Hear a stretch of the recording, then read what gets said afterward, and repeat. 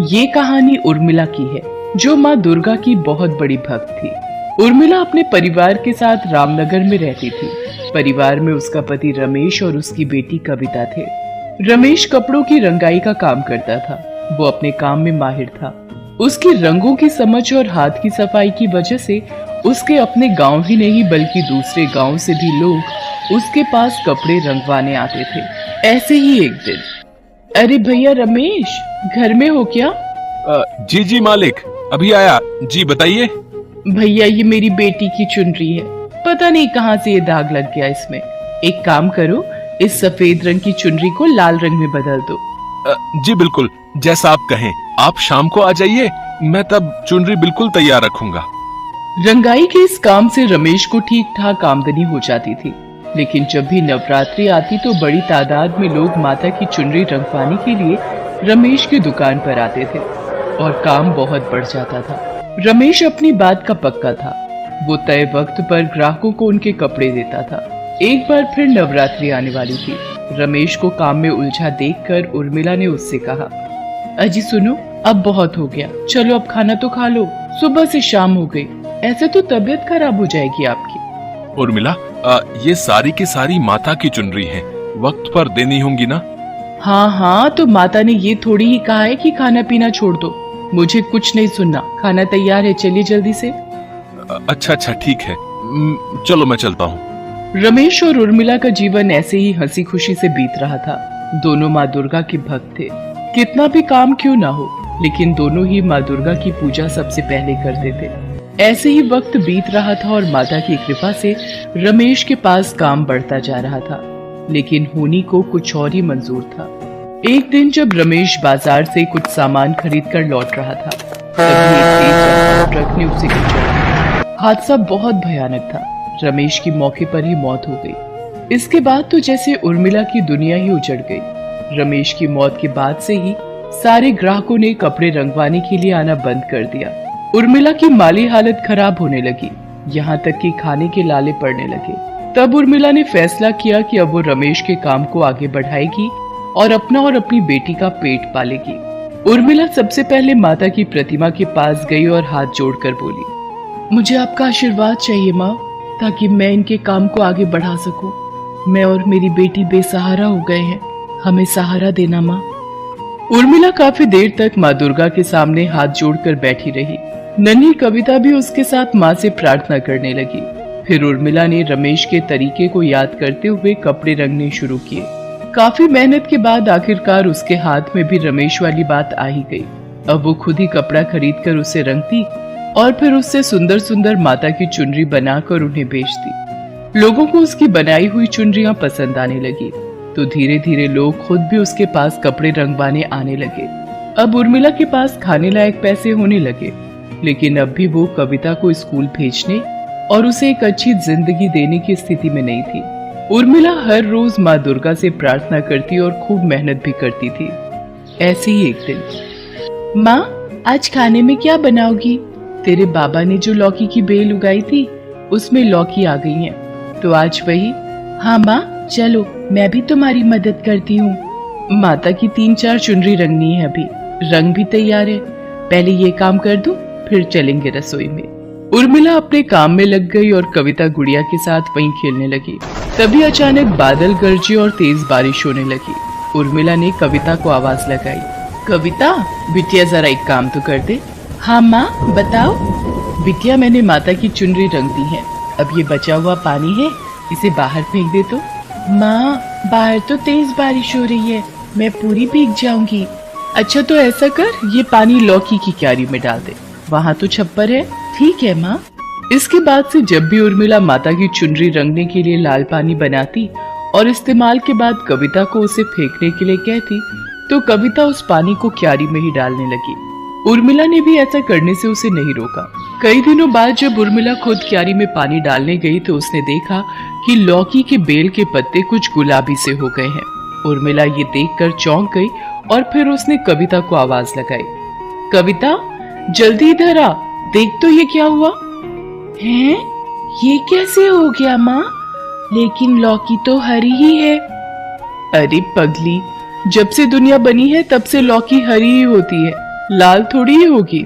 माँ की बात सुनकर कविता जोर जोर से हंसने लगी। फिर दोनों अपने अपने काम के लिए चली गई। कुछ और दिन बीत गए। लौकी की बेल पर जो भी नई लौकी आई अब वो भी लाल ही रंग की थी। ये देखकर कविता और उर्मिला दोनों चौंक गए। बेल बड़ी भी हो गई थी और उसमें ढेर सारी लौकी लगी थी, वो भी लाल रंग की। उर्मिला को समझ आ गया था कि ये सब लाल पानी की वजह से हुआ है।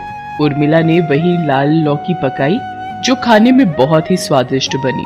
अब तो उर्मिला खुद जानबूझकर माता की चुनरी के रंग वाला पानी क्यारी में डालने लगी। धीरे धीरे उसकी लाल लौकियों की खबर गांव में फैल गई और लोग उसके घर उन लाल लौकियों को देखने आने लगे। कई लोग तो कविता को अच्छे दाम देकर वो लौकियां उससे खरीदने भी लगे। फिर एक दिन कविता अपनी माँ से, माँ सारी लौकियां तो बिक गई। हाँ बिटिया, कमाल की बात है ना। इन लौकियों से तो 2 दिन में ही इतने पैसे मिल गए जो कपड़े रंगने पर कई हफ्तों में भी नहीं मिल पाते थे। माँ क्यों ना हम और लौकियां उगा लें बेचने के लिए। उर्मिला को कविता की बात ठीक लगी। उसने गांव के एक जमींदार से खेत किराए पर लिया और उसमें आखिरी लाल लौकी के बीज बो दिए। कुछ दिन बाद बीज पौधे बन गए और कुछ महीनों बाद बेल, और फिर उसमें लाल रंग की लौकियां भी आने लगी। उर्मिला ने अब भी कपड़े रंगने का काम नहीं छोड़ा था। वो अब भी माता की चुनरी के लाल पानी को ही लौकियों की बेल पर डालती थी। पूरे गांव में अकेला उर्मिला का ही खेत था जिसमें लाल रंग की लौकी उगती थी। लोग दूर दूर से उर्मिला की लाल लौकियां खरीदने आने लगे, लेकिन जमीन के मालिक और गांव के जमींदार को ये बात पसंद नहीं आई। उसने अपने लठैत उर्मिला को डराने के लिए भेजे। उर्मिला सुन, आज से ये खेत जमींदार का है, भाग जा यहाँ से। भाग जाऊं? पर क्यों? मैंने पूरे साल का किराया दिया है और कितनी मेहनत के बाद जाकर फसल आई है। मैं कहीं नहीं जाऊंगी। जुबान मत लड़ा, जमींदार ने कहा है तो सीधे से मान जा वरना। माँ को धमकी देने वाले लठैतों पर कविता को बहुत गुस्सा आया और उसने पत्थर उठाकर दोनों के सिर पर दे मारा। दोनों के सिर से खून बहने लगा और वो कविता की तरफ दौड़े। तब तक कविता और उर्मिला भी अपने घर की तरफ दौड़ पड़े। कविता को अंदर धकेलकर उर्मिला ने अंदर से दरवाजा बंद कर लिया, लेकिन जमींदार के वो दोनों लठैत दरवाजे को तोड़ने की कोशिश करने लगे। तभी उर्मिला ने वहां पड़े लाल रंग के पानी को देखा। उसने दरवाजा खोला और दोनों की आंखों में माता की चुनरी का वही पानी फेंक दिया। दोनों लठैतों की आंखें जलने लगी। उर्मिला ने कविता की मदद से दोनों को बांध दिया और फिर सरपंच को बुला लिया। देखिए सरपंच जी, ये जमींदार और उसके लठैत मुझे और मेरी बिटिया को मारने आए थे। क्यों भाई जमींदार, पैसों के लालच में इतना गिर गए हो कि एक विधवा और उसकी छोटी बच्ची को धमका रहे हो? हैं? जो हुआ पूरे गांव ने देखा, ये बिल्कुल भी ठीक नहीं है। अरे मैं तो गांव की भलाई के लिए रोक रहा था। ये बड़ी चालाक औरत है सरपंच जी। आप ही बताओ, भला लौकी भी कभी लाल हुआ है? इसने कुछ गलत मिलाया होगा बीज में या फिर मिट्टी में।